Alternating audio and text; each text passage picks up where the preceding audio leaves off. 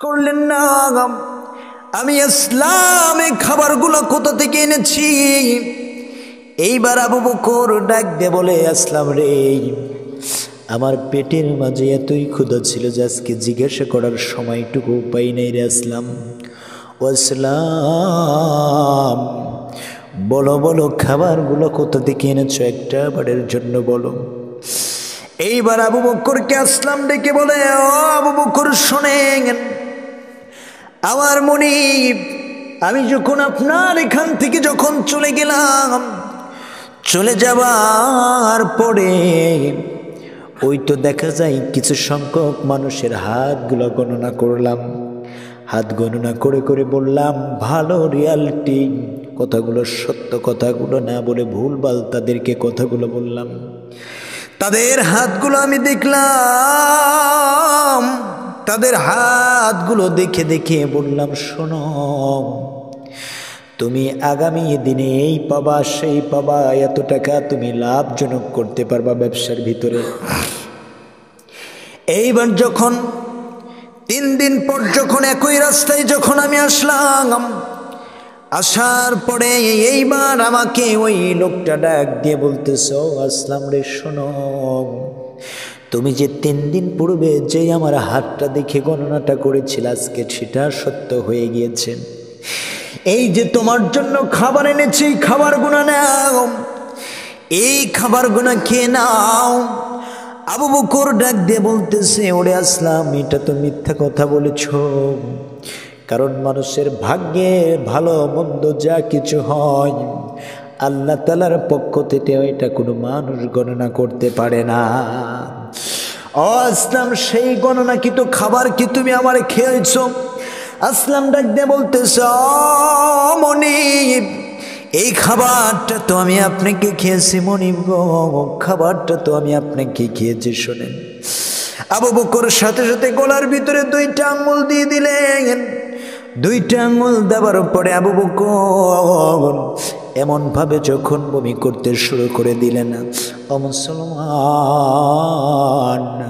বমি করতে করতে করতে করতে এমন সময় দেখা গেল যে আসলাম যখন ওখান থেকে চলে গেল, আমিরুল মুমিনিন হযরতে ওমর রাদিয়াল্লাহু তাআলা আনহু আবু বকরের দরজার মাঝে যখন নক করলেন, নক করার পরে সালাম দিলেন, আসসালামু আলাইকুম হালাল বাইত, বাড়িতে কি কেউ আছেন নাকি?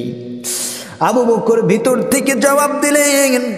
জবাব দেওয়ার পর বলতেছে, আমিরুল মুমিনিন ওমর, আসো আসো, তুমি আমার বাড়ির ভিতরে আসো। এইবার যখন আমিরুল মুমিনিন যখন আবু বকরের বাড়ির ভিতরে যখন গেলেন, ও মুসলমান, চলে যাবার সঙ্গে সঙ্গে এখন অবস্থায় দেখে আবু বকর মাটির ভিতরে ঘুরে ঘুরে 2টা হাত এরকম ভাবে মুখের ভিতর দিয়ে দিয়েছেন। এত বড় হাতগুলো মুখের ভিতর দিয়ে দিয়েছেন। আমিরুল মুমিনিন ডাক দিয়ে বলতেছে, আবু বকর, এইটা কেমন করতেছো? কেন 2টা হাত মুখের ভিতর দিয়ে কেন এরকম ভাবে বমি করতেছো? আবু বকর ডাক দিয়ে বলতেছে, আমিরুল মুমিনিন, মানুষকে 1 নম্বরে যে জিনিসটা জাহান্নামের দিকে টেনে নেবে সেটা হলো জিহ্বা। এই জিহ্বাটা দ্বারা আজকে আমি পাপ করে ফেলেছি, হারাম জিনিসটা খেয়ে ফেলেছি। আমিরুল মুমিনিন শোনো, এই হারাম জিনিসটা খাবার সঙ্গে সঙ্গে আমার পেটে চলে গেছে। যতক্ষণ পর্যন্ত হারাম জিনিসটা না বাড়াবে ততক্ষণ পর্যন্ত একটা বারের জন্য আমি শান্তিটুকু পাবো না। এইবার আমিরুল মুমিনিন জিজ্ঞাসা করলেন, আবু বকর শোনো, কেমন করে হারাম জিনিসটা ভক্ষণ করলেন? এইবার আমিরুল মুমিনিনকে ডাক দিয়ে বলতেছে, ওমর রে, হারাম জিনিসটা ভক্ষণ করেছি শোনো। এই যে যখন আমার গোলাম আসলাম যখন সুন্দর করে যখন আমাকে কিছু খাবার যখন এনে দিলেন, প্রতিদিন যখন খাবারটা খাই, খাবার পরে জিজ্ঞাসা করে, ও আসলাম, তুমি খাবারটা কোথা থেকে এনেছো? কিন্তু আজকে খাবারটা জিজ্ঞাসা করার সময়টুকু উপায় নাই, পেটের মাঝে এতই ক্ষুধা ছিল। আসলামকে জিজ্ঞাসা করার পরে আসলাম ডাক দিয়ে বলতেছে, হুজুর, এই খাবারটা আমি জাইলি যুগের মানুষের হাতটা গণনা করে এই খাবারটা খেয়ে নিয়ে এসেছি। এমন তো অবস্থায় এই খাবারটা খাওয়ার পর আমি আমার মুখের ভিতরে গলার ভিতরে শুধু হাতটা দিয়ে দিয়ে খাবারগুলো বের করার চেষ্টা করতেছি। আমিরুল মুমিনিন ডাক দিয়ে বলতেছে, ও আবু বকর, একটা বারের জন্য শুনে নেন না, না জানি এক লোকমা খাবার খেয়েছেন তাতে তো কোনো যাবে আসবে না। আবু বকর দুইটা চোখের পানিগুলো ছেড়ে দিলেন, দুইটা চোখের পানিগুলো ছেড়ে দিয়ে ডাক দিয়ে বলতেছে, আমিরুল মুমিনিন রে, মানুষকে জাহান্নামে নিয়ে যাওয়ার জন্য দুইটা জিনিসই যথেষ্ট। একটা হলো জবান, আর একটা হলো হারাম বক্ষণ। চিন্তা করে দেখেন, আজকে একটা বারের জন্য এই জীবটা এই সুস্বাদু খাবারটা পেয়ে একটা বারের জন্য লোকটা সামাল দিতে পারলো না।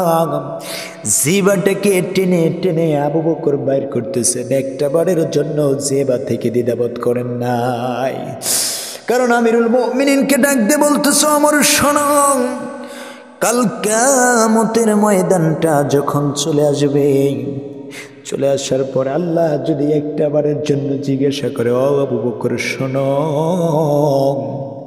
এই খাবারটা যে তুমি খাচ্ছ আবু বকর, খেয়েছ, তোমার ভিতরে হারাম খাবারটা গেছে, আজকে তুমি জাহান্নামে চলে যাও। আবু বকর, আমি আবু বকর ওমর, তুমি শুনে নাও, একটা বারের জন্য এটা সীমা লঙ্ঘন করতে পারবো না। যতক্ষণ পর্যন্ত আমার এই ভিতর থেকে এক লোকমা খাবার না বাড়াবে, ততক্ষণ পর্যন্ত আমি নিজের জিহ্বাটাকে শাস্তি দিতেই থাকবো। চিন্তা করে দেখেন, আল্লাহ পাক বলেছেন, ইয়া